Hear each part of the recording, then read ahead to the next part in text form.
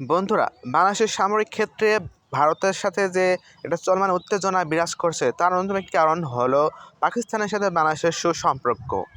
পাকিস্তানের সাথে যে বর্তমান সময়ে যেভাবে সম্পর্কটা বৃদ্ধি পাচ্ছে, আপনারা কিছুদিন আগে দেখেছেন পাকিস্তানের সাথে বাংলাদেশের সেনাবাহিনীর একটি উচ্চ পর্যায়ে একটা বৈঠক ঘটেছে।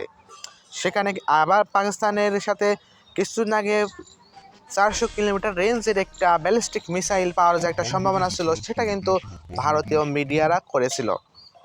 আর বর্তমান সময়ে পাকিস্তানের সাথে যে সম্পর্কের উন্নয়ন হচ্ছে সেটা দেখে ভারত চিন্তায় পড়েছে, অর্থাৎ তারা কিন্তু খুবই বেশি উদ্বিগ্ন হয়েছে। বাংলাদেশের সেনাবাহিনীর পক্ষ থেকে একটি উচ্চ পর্যায়ে একটা বৈঠক ঘটেছে পাকিস্তানে। সেখানে বাংলাদেশের সাথে কূটনৈতিক সম্পর্ক, সামরিক ক্ষেত্রে আঞ্চলিক নিরাপত্তা প্রত্যেকটা দিক নিয়ে কিন্তু আলোচনা হয়েছে।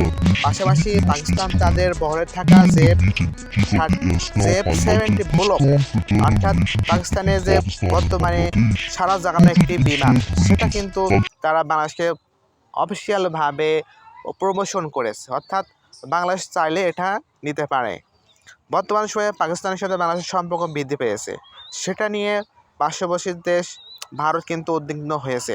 পাকিস্তানের সাথে সম্পর্ক মানে ভারতের উদ্বেগের কারণ, কারণ পাকিস্তান বাংলাদেশকে সকল প্রযুক্তি হস্তান্তর করবে।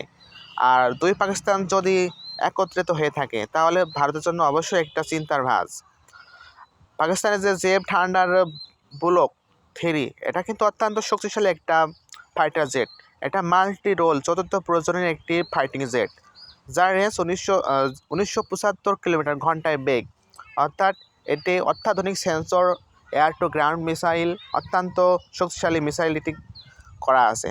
এগুলো যখন বাংলাদেশের বহরে যুক্ত হবে তখন কিন্তু বাংলাদেশ বিমান বাহিনী অত্যন্ত শক্তিশালী হয়ে উঠবে। এই জেফ-70 ব্লক 3 এটা কিন্তু মায়ানমার সেনাবাহিনী বিমান বাহিনী কিন্তু ব্যবহার করে থাকে। আর বাংলাদেশ বিমান বাহিনী যখন ব্যবহার করবে, এটা কিন্তু সামঞ্জস্য রেখে ব্যবহার করা উচিত, কেননা এর পাশাপাশি বাংলাদেশ বিমান বাহিনী চীনের থেকে জে-10C কিনতে পারে। জে-10C কিন্তু অত্যন্ত শক্তিশালী চতুর্থ প্রজন্মের একটি মাল্টিরোল কম্ব্যাট ফাইটিং জেট।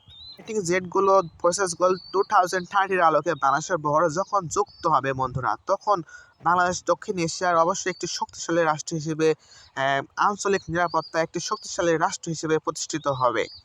বাংলাদেশের সামরিক র্যাঙ্কিং বর্তমানে 35 নম্বরে অবস্থান করছে। 2022 সালেও যেখানে ছিল 37 নম্বরে, 2025 সালে এসে সেখানে 35 নম্বরে অবস্থান করছে। অর্থাৎ বাংলাদেশের সামরিক অবস্থানটা মায়ানমারের থেকে 2 ধাপ এগিয়ে আছে। আগামী 2026 সালের মধ্যে বাংলাদেশের বহরে যেসব অস্ত্র যুক্ত হবে, সেসব অস্ত্র যখন যুক্ত হবে তখন কিন্তু বাংলাদেশের অবস্থানটা 30-এর মধ্যে চলে আসবে। বর্তমান সময়ে তুরস্কের সাথে যে সামরিক একটা উন্নয়ন হচ্ছে, সেখানে তুরস্ক বাংলাদেশের অভ্যন্তরে ড্রোন ফ্যাক্টরি, অর্থাৎ সামরিক একটা নিরাপত্তা চুক্তি করতে সমর্থ হয়েছে। ডক্টর ইউনূসও কিন্তু সেটা বলেছে। আর এটা যখন বাংলাদেশের অভ্যন্তরে একটা ফ্যাক্টরি তৈরি করা হবে, সেখানে ড্রোন, মিসাইল